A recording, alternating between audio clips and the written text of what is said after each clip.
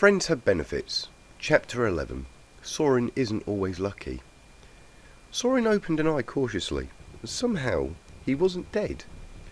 Another ear-splitting crack sounded around the cavern, reminding Saurin that if he didn't do something fast, that fact could change very quickly. The changelings, who were set to disembowel him, hesitated and looked towards the roof uncertainly. With their coordination disturbed, the pack milled about uncertainly as the hive mind attempted to assess the situation.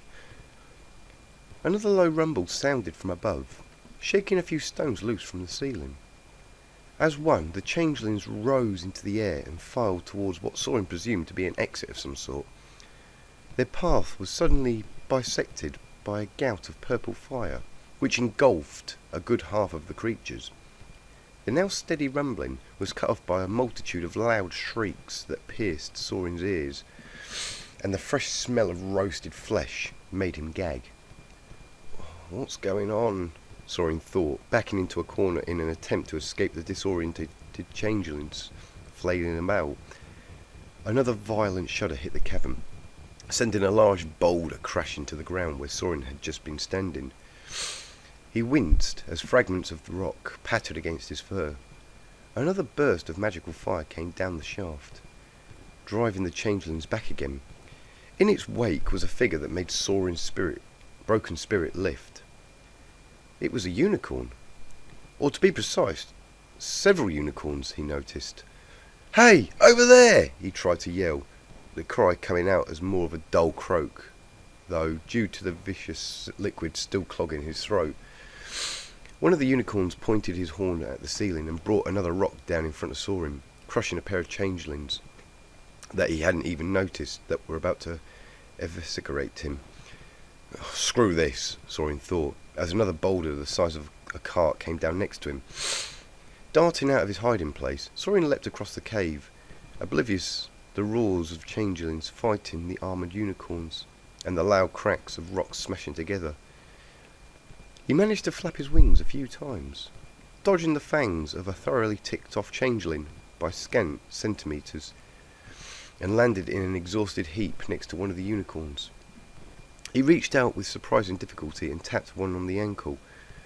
A move he saw in hindsight was not necessarily the smartest thing he had ever done. The guard spun around in surprise and pointed his horn at Saurin, ready to blow him away with a blast of magic.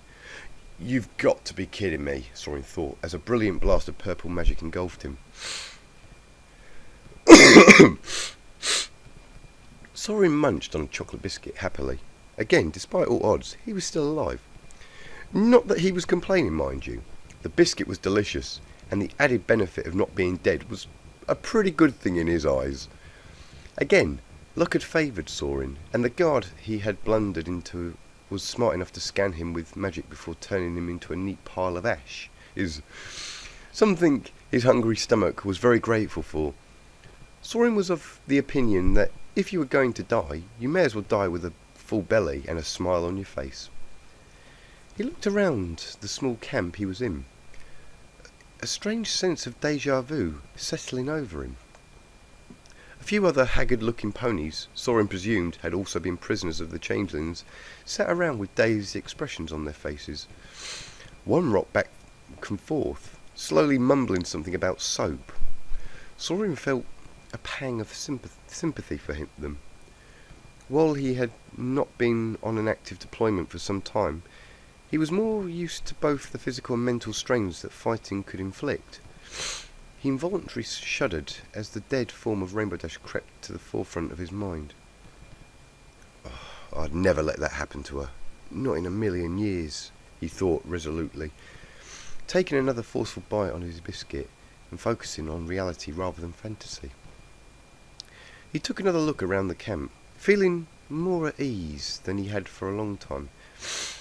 According to one of his rescuers, the nest had been a small group of changelings that survived the Battle of Canterlot years ago.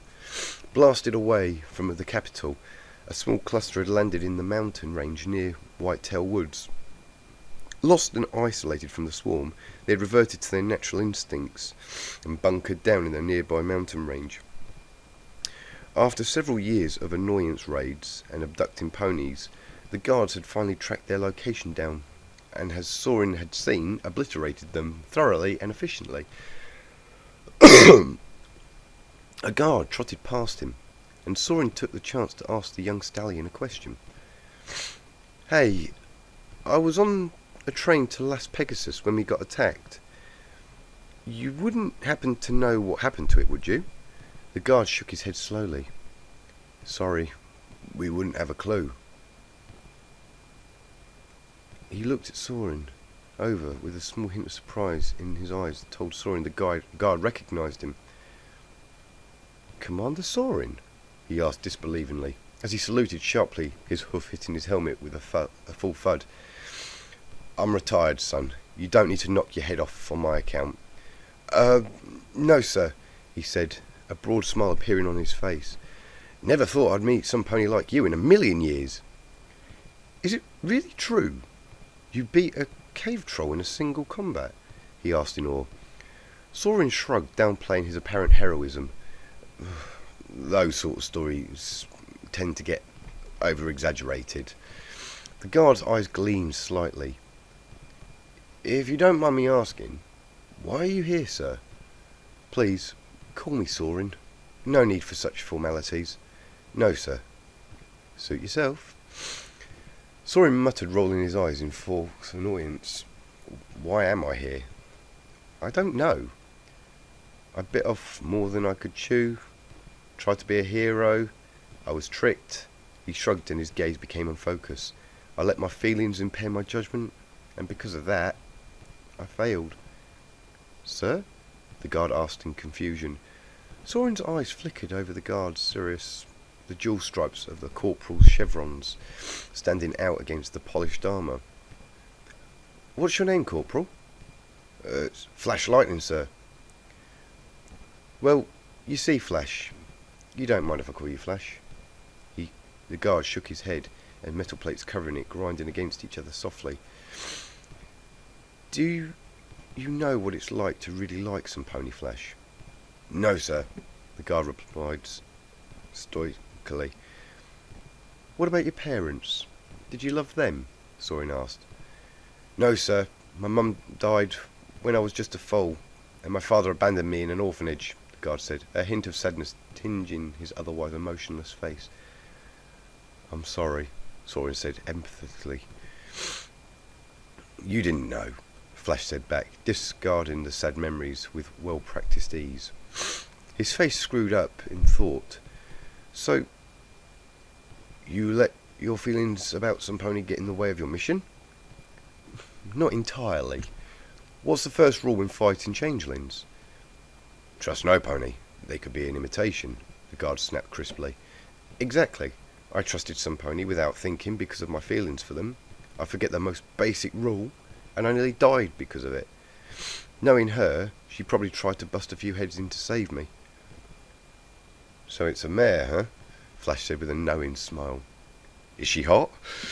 Saurin looked at the guard sharply, noting his breach of discipline with an amused look. "Sorry, had to ask, sir," he replied sheepishly. "I want you to imagine Spitfire," Saurin said, noting the guard turning a pale shade of red. "Now triple it. No. Quadruple it." "No way," Flash said disbelievingly. "I got a few pin-ups of her, and she's..." He cut himself off, a trace of discipline asserting itself again. It promptly vanished again. "So what's she like? Charming? Funny? Nice?" "Tasteless, boring and obnoxious, I think sums it up fairly nicely," Saurin said with no trace of sarcasm. "But then why you... Ah, you're joking, right? You're using that sarcasm thing the other guys like using on me, aren't you?" "What?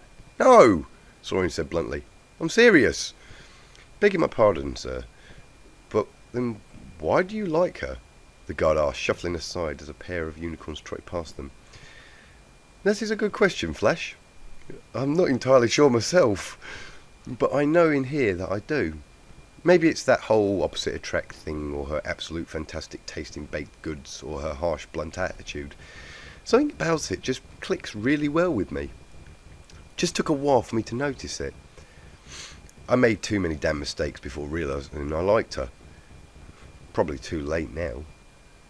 Nothing ventured, nothing gained, Flash replied stoically. You won't get anywhere if you don't try. You really think I've got a shot? The guard looked at him with a look that approached concern. No, sir, I don't see it happening at all. I think you should go and get a checkup, see if you hit your head or something. Lay off, Saurin muttered, giving the guard a rough shove. Flash trotted a short distance away before turning back to look at Saurin. Whatever happens, good luck, sir. She'd be lucky to have you. I'm always lucky, Saurin quipped, a small grin on his face. The following morning, the guards broke camp with a speed that would have left even the harshest of drill sergeants grinning from ear to ear. Saurin watched in amusement as the general confusion that went along with the company of guards moving ponies, stacking and storing supplies, losing them, finding them again, and getting in each other's way, in a remarkably efficient manner that to the untrained eye it would have seemed miraculous that anything actually got done at all. Ready to move out, sir? A unicorn asked as he appeared at Saurin's shoulder. Quite, Saurin said simply. Very good, sir. The guard nodded and trotted off to wherever he had come from, leaving Saurin to his own devices. After talking with a few of the other guards, Saurin had discovered the troop was based in Las Pegasus and was headed back there now. Their mission was complete. The Pegasi attached to the troop had volunteered to take Saurin ahead and escort him to the floating city, which was a little under a day's flight away. He had graciously accepted their offer, leaving the slower unicorns and earth ponies that made up the majority of the contingent to slog it back on foot. As Saurin watched, one of the junior officers leapt into the air and whistled loudly, the rest of his unit following in short order. Spreading his wings tentatively, Saurin took off after them. A small cluster of the guards broke off from the main group and moved around him, keeping in a loose circle, a few wingspans away. They flew in silence. Saurin lost in his own thoughts and the sound of half a dozen steady wing beats. The sun had started sinking below the horizon. When they arrived at the mighty city, vast pillars of carved clouds arching into the sky and rainbows falling from the city to the plains below. Saurin caught sight of the massive air base where the air show was held every year. Its high walls and dozens of attentive sentries intimidating even from high above. Dozens of lights twinkled in the rapidly approaching night, and the score of Pegasi landed without difficulty outside one of the city's massive hotels. Exhausted from the day's flight, Saurin trotted inside, enjoying the shocked look of several upper-class twits as the phalanx of guards followed him silently. He approached the concierge's desk with a smug look on his face. The poor pony's jaw, so low an excavation team would probably need to retrieve it. Don't suppose it's too late to check in? Saurin walked down the hall, counting the numbers off slowly as he passed each room's door. Once at the hotel, finding the team was much easier. A receptionist, intimidated by his heavily armoured entourage, had unhastingly given him a key and directions to his room, a large suite on the 13th floor. The well-dressed pony had also recommended a good shower for the undoubtedly smelly Pegasus. Saurin had simply grinned at that. 2002-09, 2210, 2211, 2212. I guess this is it, Saurin thought as he inspected the number on the door. The sheer number of rooms in this place amazed him. Even more amazing was they were almost booked out. He quietly inserted the key into the lock and pushed the door open slowly. He barely had a moment to take in the sight of a luxurious decorated room before he was tackled to the ground, and all he could see was the beaming face of a light purple mare. "Hey, Cloud Chaser!" Saurin groaned, winded by the mare's attack. "Saurin! We were so worried! What happened? Are you okay?" She stood on him, preventing him from getting back to his feet. "Whoa, ease up, Turbo," Flitter's voice came from on the couch. Saurin couldn't see her until she poked her head above the back of the seat and smiled on her face. "How have you been?" "Fine," Saurin lied, still holding his gut from where Cloudchaser had perhaps too enthusiastically knocked him down. "You've got to tell us everything after those things attacked. We couldn't find you. We thought you could have been..." Cloudchaser trailed off worriedly. Saurin nodded glumly. The mare's tone of voice indicated that she had been worried more than most of the others. "Yeah, alright. Just..." "What? What? Tell me!" Could you get off me, please?" Saurin wheezed. "Oh, sorry," Cloudchaser murmured, helping him to his hooves. Saurin nodded gratefully and limped over to one of the couches dotted the living room. He sighed with relief as he sunk into the soft cloud. "Where are the others?" Saurin asked quietly, the long flight having taken more out of him than he had realised. Doc is taking a nap. Was. You know how hard it is to sleep with one of you squealing about every... Doc stopped mid-sentence as he noticed Saurin. Good to see you in one piece." Saurin nodded politely as Doc tried to straighten his bed mane into something more respectable. "As I was saying," Flitter said, tossing a quick glance at Doc, "Thunderlane is probably downstairs gambling and generally feeling sorry for himself, and Rainbow Dash, well, I'll be honest, I don't know. She's gone." "Gone? What do you mean, gone?" Saurin asked, sitting up sharply. "Gone," Flitter repeated. "Ow. When we got here, she took her stuff and left." "Where?" "Gone out looking for you, probably." "She's worried about me?" Saurin asked, surprised at his own surprise. "Worried?" Cloudchaser scoffed. "She was an absolute wreck on the train. Wouldn't stop blaming herself for what happened to you. And genuinely being a mood killer," she continued, rolling her eyes. "As for where she's gone," she shrugged. "Dunno. One hell of a fun trip this is turning out to be. I get abducted, Rainbow Dash goes off into the deep end, and Doc gets bad bed main," Saurin muttered. "When does the air show start?" "Tomorrow," the other three Pegasus said in unison. "Good. I need to get some rest," Saurin groaned, stretching out and popping a few joints in his back. Cloudchaser looked at him in confusion. "Shouldn't we find Rainbow Dash, tell her you're okay?" "Wouldn't bother. It'll be too hard to find her now, and well, she'll be at the show tomorrow. No way she'd miss that." After a long hot shower, Saurin found himself accosted by both the twins and Doc, demanding to know what happened to him. Literally forced into a corner, Saurin reluctantly told them about the hive and as much as he knew about the battle, leaving out several personal details he'd rather keep to himself though. Their curiosity satisfied, the trio left him alone and settled down to play a game of regicide over drinks. Not up for the strategic challenge of the game, Saurin quietly excused himself and headed down towards the casino the hotel was built on top of, where a sweet-voiced croupier exchanged chips for him. "Hey, I don't suppose you've seen a grey Pegasus by any chance? Short, white and grey mane around, have you?" Saurin asked as he shoved the vibrantly coloured collection of chips into a small carry bag. "Yes, sir. He's over at table 7. "Thanks," Saurin said with a wink. He trotted over to the table in question to find Thunderlane hidden behind a small stack of shot glasses and an even larger stack of chips. Saurin slotted himself into an empty chair next to him when the hand had finished. "Thunderlane?" he said simply, placing his chips in the neat little stack. "Saurin!" he drawled, slightly tipsy.